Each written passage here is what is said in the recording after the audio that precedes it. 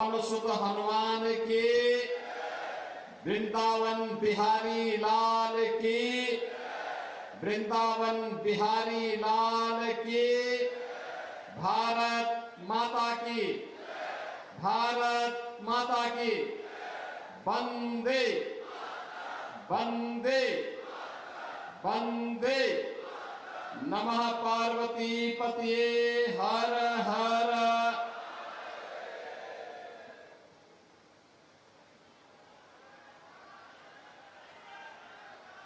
भगवान श्री विष्णु के 10वें अवतार के रूप में भगवान कल्कि इस पावन भूमि पर आज मुझे संभल और चंदौसी की विकास परियोजनाओं के लोकार्पण और शिलान्यास कार्यक्रम के लिए आने का सौभाग्य प्राप्त हुआ है। आज के समारोह में मेरे साथ यहां पर उपस्थित प्रभारी मंत्री श्री जेपीएस राठौर जी, चंदौसी की लोकप्रिय विधायक और प्रदेश की माध्यमिक शिक्षा की मंत्री श्रीमती गुलाब देवी जी, प्रदेश सरकार में मंत्रिमंडल के मेरे सहयोगी श्री सरदार बलदेव सिंह ओलख जी,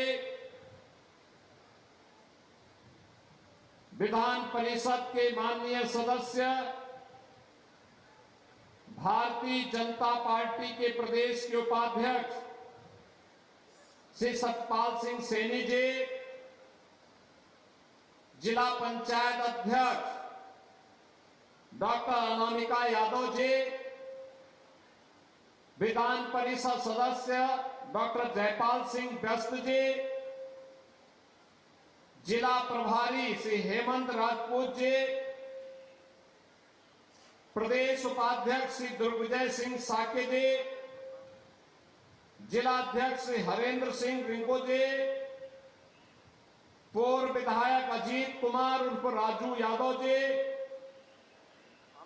पूर्व विधान परिषद सदस्य श्री परमेश्वर लाल सैनी जी, पूर्व जिलाध्यक्ष श्री ओमवीर सिंह खड़कवंशी जी, क्षेत्रीय महामंत्री श्री हरीश ठाकुर जी, भारी संख्या में संभल और चंदौसी से जुड़े हुए मेरे सभी उपस्थित बहनों और भाइयों, आज मुझे एक बार फिर से श्री हरि विष्णु के 10वें अवतार की भूमि, सनातन के इस पावन तीर्थ सत्यव्रत से जिसने अपनी यात्रा प्रारंभ करते हुए आज संभल के रूप में जाना जाता है, ऐसे भगवान हरिहर की इस पावन धरा को कोटि कोटि नमन करते हुए मैं आप सबका अभिनंदन करता हूं। आज मुझे जनपद संभल में चंदौसी, जो वृंदावन कहा जाता है इस क्षेत्र का, चंदौसी में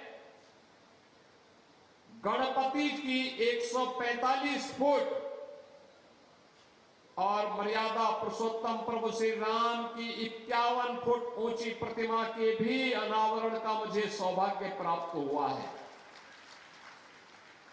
मैं उन सभी महानुभावों को जिन्होंने चंदौसी को यह उपहार दिया है,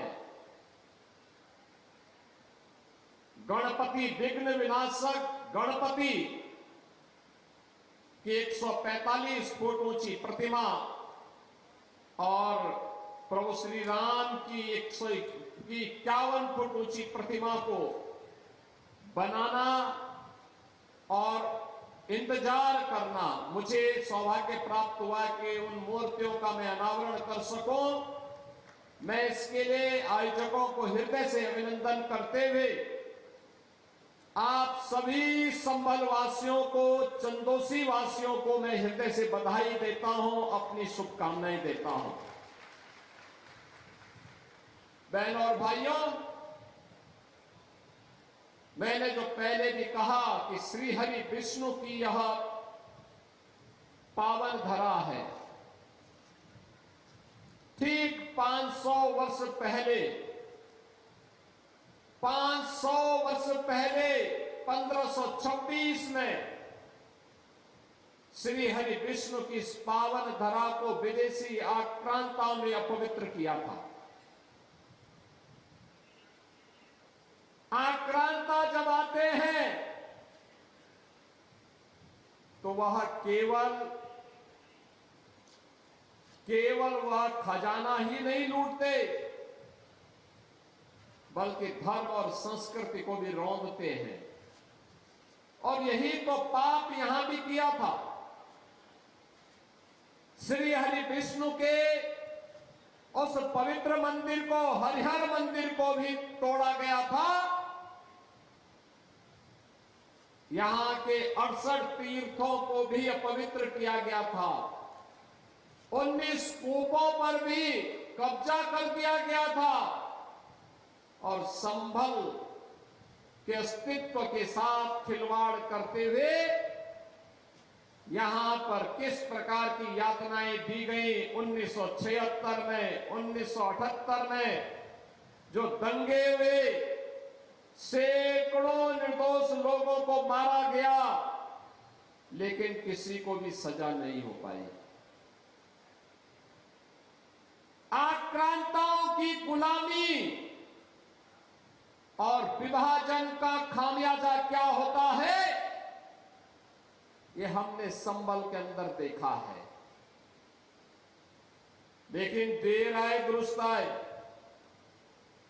500 वर्ष पहले जो पाप हुआ था, कुछ को जबरदस्ती धर्मांतरण कर दिया गया, कुछ लोगों को मारा गया, तीर्थों को नष्ट किया गया, पवित्र किया गया। लेकिन अब प्रधानमंत्री मोदी जी के नेतृत्व में डबल इंजन की भारतीय जनता पार्टी की सरकार है।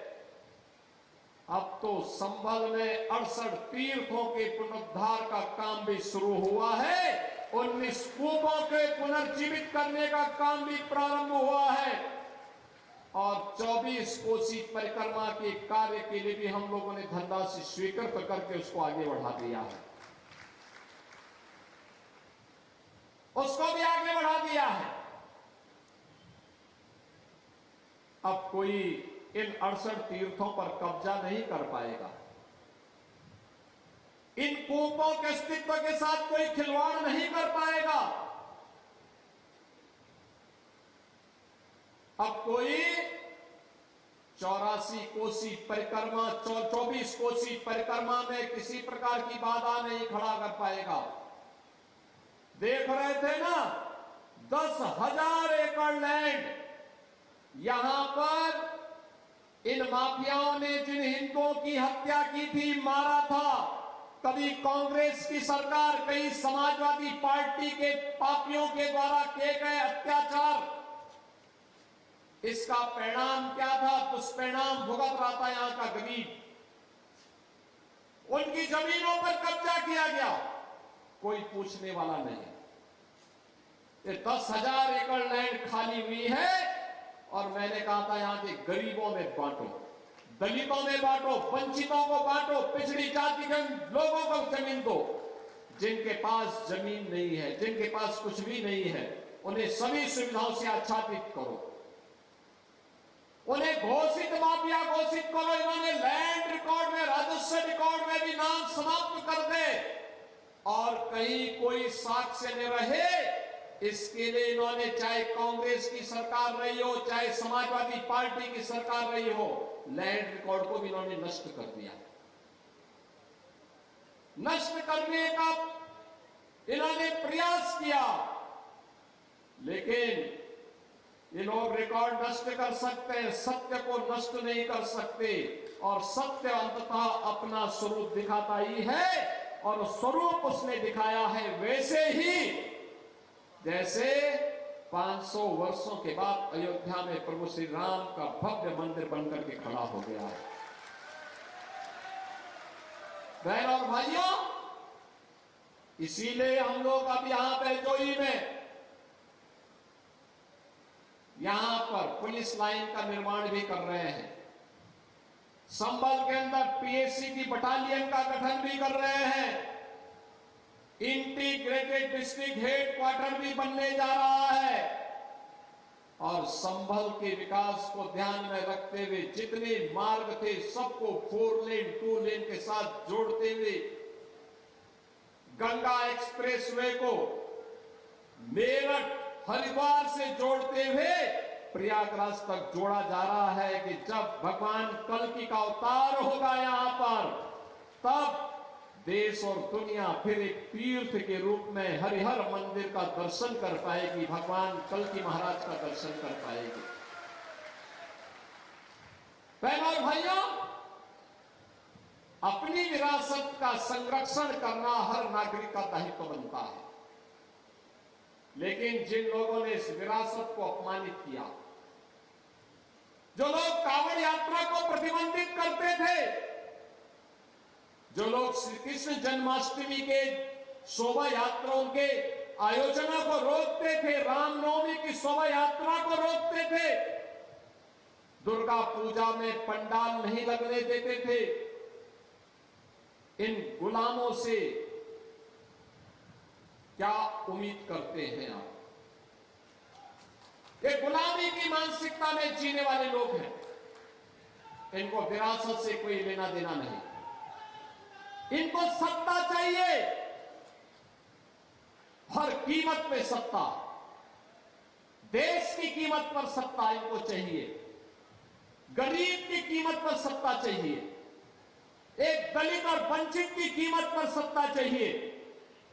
लानत है ऐसे लोगों पर जो गरीबों का अपमान करते हैं, आस्था का अपमान करते हैं, और उसका साक्षात रूप हमने स्वरूप यहां देखा था।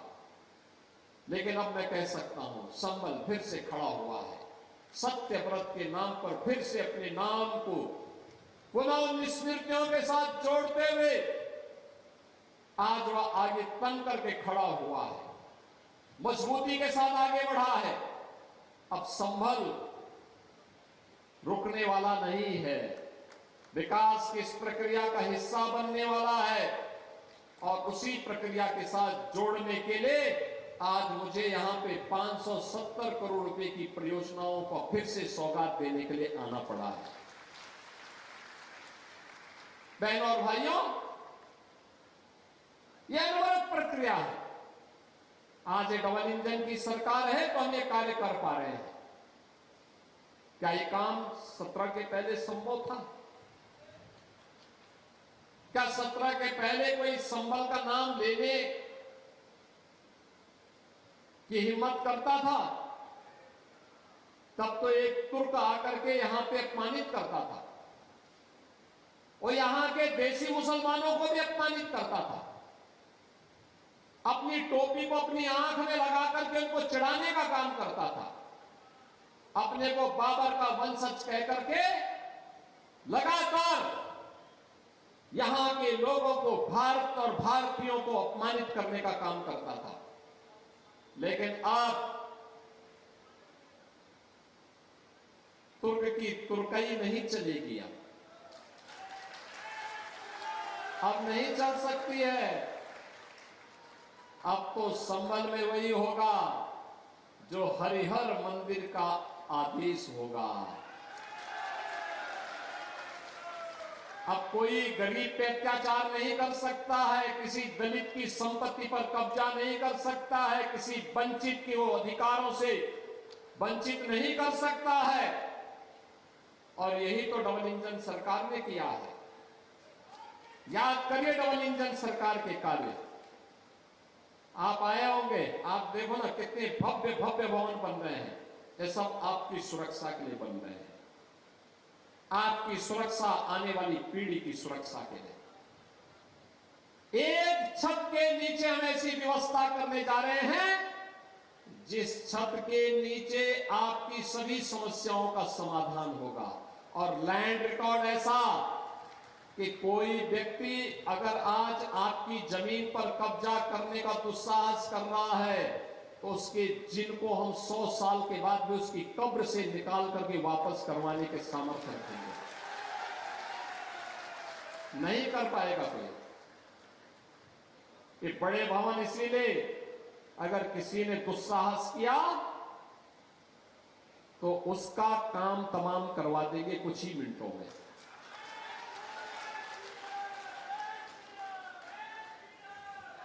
बहनों और भाइयों, आपने 10 वर्ष में कार्य कैसे होना चाहिए, ये डबल इंजन सरकार की ताकत को देखा है। कोई सोचता था गंगा एक्सप्रेसवे यहां से जाएगी, आज क्या शानदार एक्सप्रेसवे बनी हुई है, क्या शानदार एक्सप्रेसवे है।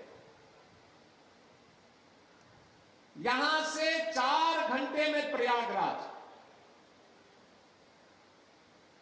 यहां से दिल्ली की दूरी आसान कर दी है। हरिद्वार जाना चाहेंगे हम सीधे हरिद्वार तक जोड़ रहे हैं। बहनों और भाइयों, ये इंफ्रास्ट्रक्चर केवल यहीं तक सीमित नहीं है। जब रोड कनेक्टिविटी अच्छी होती है, रेलवे की कनेक्टिविटी अच्छी होती है, एयर कनेक्टिविटी अच्छी होती है, तो ये कनेक्टिविटी स्पीड हमारी स्वयं की गति को ही नहीं बढ़ाता है, बल्कि ये हमारी वर्तमान और भविष्य की प्रगति का आधार भी बनता है और वही प्रगति समृद्धि का आधार भी बनता है। यही प्रगति समृद्धि का आधार बनता है। आज ये विकास संभल में दिखाई देता है। यहां के प्रोडक्ट को आज वैश्विक मान्यता मिल रही है। संभल के अंदर मेल्था उत्पादक किसानों के लिए प्रधानमंत्री मोदी जी ने सिंथेटिक मेल्था को ज्यादा टैक्स लगाया है और जो किसान के द्वारा उत्पादित मेल्था होता है उसके टैक्स के रेट को कम किया है, जिससे संबल को भी पहचान मिल सके। और बहनों और भाइयों, विकास भी है, विरासत का संरक्षण भी है,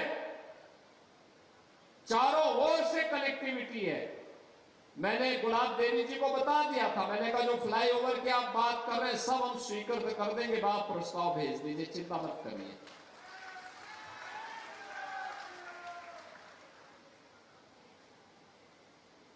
माध्यमिक शिक्षा की मंत्री स्वयं है और स्कूल मुझसे मांग रही है।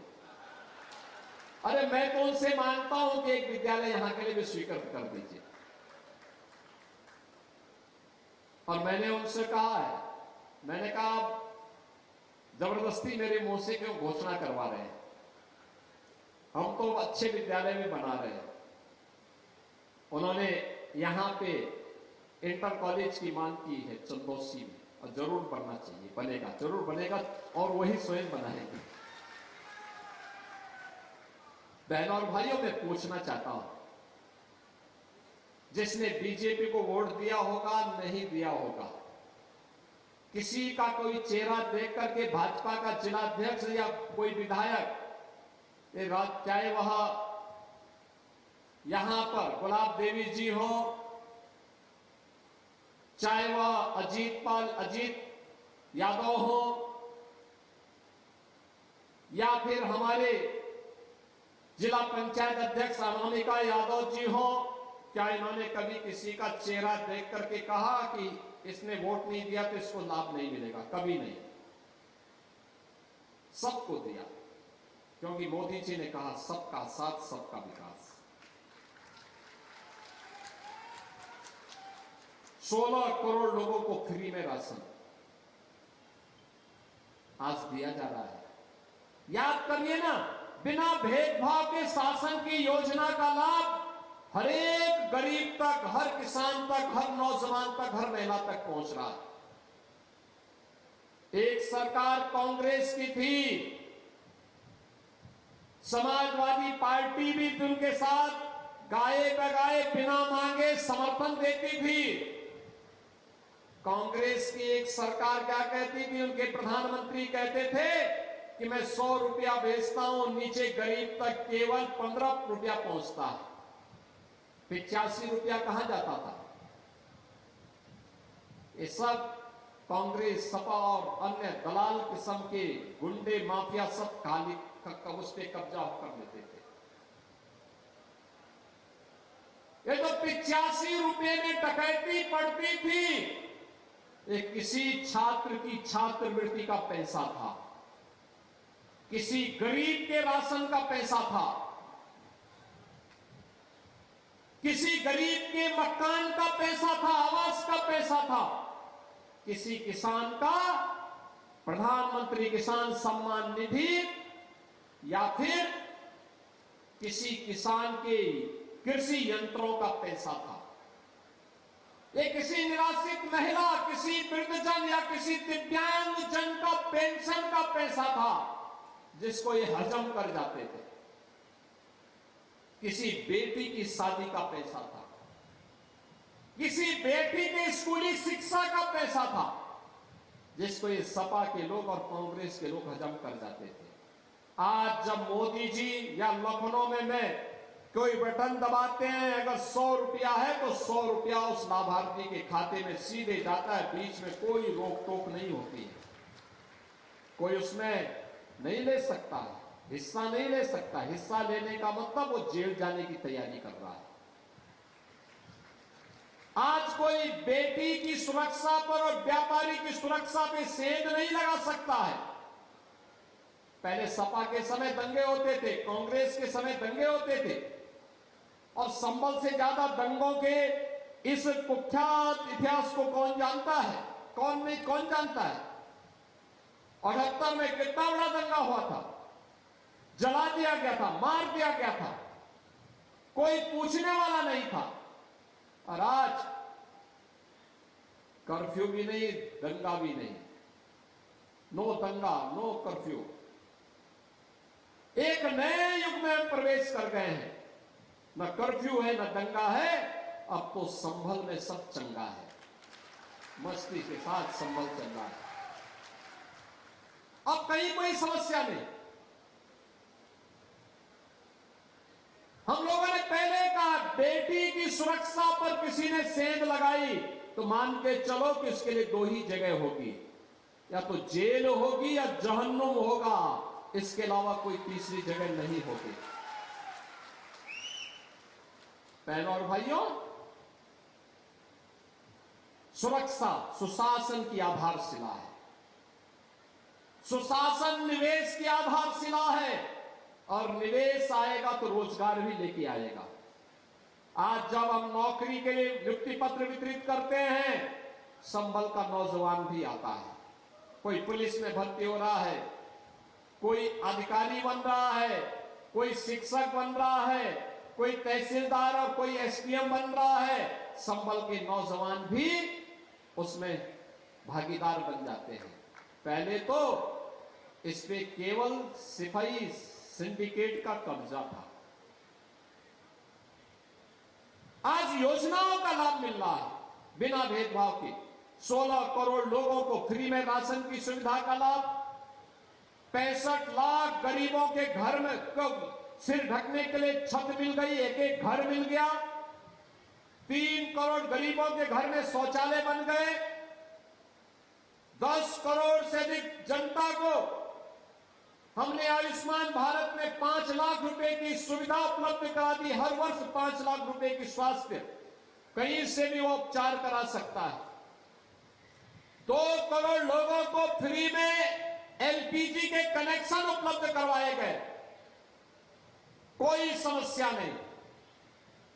ये काम 2017 के पहले भी हो सकता था, लेकिन 2017 के पहले ऐसी सरकार नहीं थी जो गरीब के बारे में, दलित के बारे में, वंचित के बारे में, पिछड़ों के बारे में, कमजोर के बारे में, किसान के बारे में, महिलाओं के बारे में सोच सके। सोचते भी कैसे? उस समय सरकार के मुखिया 12 बजे सो करके उठते थे, 2 बजे तक तैयार होते थे, 5 बजे जिम जाने का समय हो जाता था, 7 बजे जब जिम से वापस आते थे तो महफिल जम जाती थी, और फिर कब तक वो महफिल चलेगी कोई पूछने वाला नहीं था। प्रदेश नदारद था, दंगे होते थे, दंगाइयों का उपचार करने की बजाय मुख्यमंत्री आवास पे उन्हें बुला करके उन्हें सम्मानित कर दिया जाता था। आपने देखा होगा एक डबल इंजन की भाजपा की सरकार 9 वर्ष में कोई दंगा नहीं हुआ। दंगाई को पता है कि दंगा करेंगे तो क्या कीमत चुकानी पड़ेगी, और संभल से ज्यादा कोई नहीं जानता है। बरेली में भी एक मौलवी बहुत मचल रहा था, कैसा उपचार हुआ आपने देखा होगा। बहनों और भाइयों, हम लोगों ने कहा था माफिया को मिट्टी में मिलाएंगे, माफिया मिट्टी में मिल गए। अब विकास की प्रक्रिया आगे बढ़ानी है तीव्र गति से। प्रधानमंत्री जी का जो संकल्प है विकसित भारत और आत्मनिर्भर भारत की, उस विकसित भारत आत्मनिर्भर भारत की संकल्पना को हम पूरा तब करेंगे जब संबल भी साथ साथ चलेगा, तब प्रदेश का विकास होगा। हर जनपद आत्मनिर्भर होगा तब उत्तर प्रदेश आत्मनिर्भर होगा। आत्मनिर्भर होगा तो विकसित भी होगा, और विकसित और आत्मनिर्भर उत्तर प्रदेश के लिए हम सबको मिलकर के काम करना है।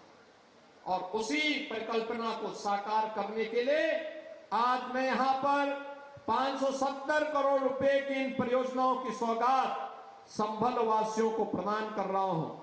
बहनों और भाइयों, ये योजनाएं आपके इस जनपद से जुड़ी हुई हैं, जिनमें हम लोगों ने इस जनपद की तमाम परियोजनाओं की चर्चा अभी यहां पर आपके सामने श्रीमती गुलाब देवी जी ने किया।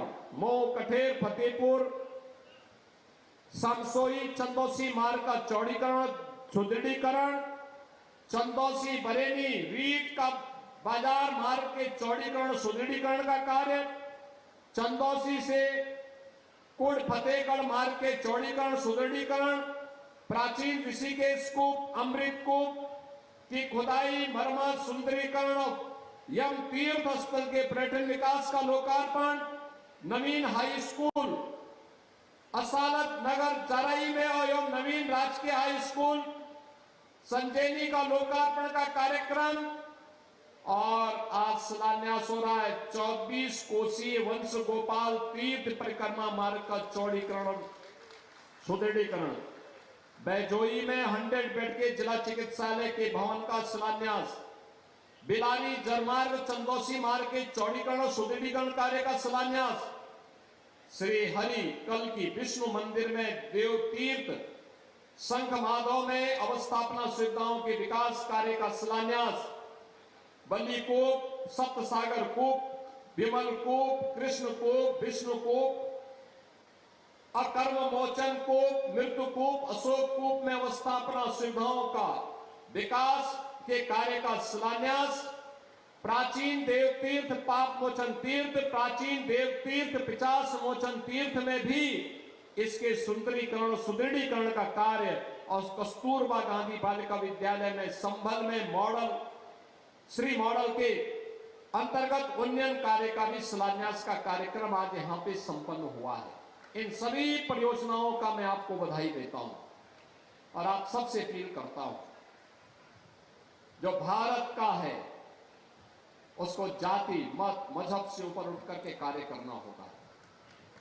जो अभी भी अपने को बाबर की संतान समझता है तो मान करके चलिए कि अब भारत के अंदर इस भारत नया भारत गुलामी की मानसिकता में जीने वाला नहीं है और गुलामी की मानसिकता को मानने वाला भी नहीं है। उन सबको मैं कहूंगा कि अपनी मानसिकता को दुरुस्त करो। भारत के अंदर रहना है तो भारत के अंदर भारत की परंपरा और भारत की संस्कृति को सम्मान देना सीखो। बहन बेटियों की इज्जत के साथ खिलवाड़ करने की कीमत क्या चुकानी पड़ेगी और भारत की आस्था के साथ खिलवाड़ करने की कीमत क्या चुकानी पड़ेगी, यह अगर किसी ने करने का दुस्साहस किया तो डबल इंजन की सरकार इसको कतई स्वीकार नहीं करेगी।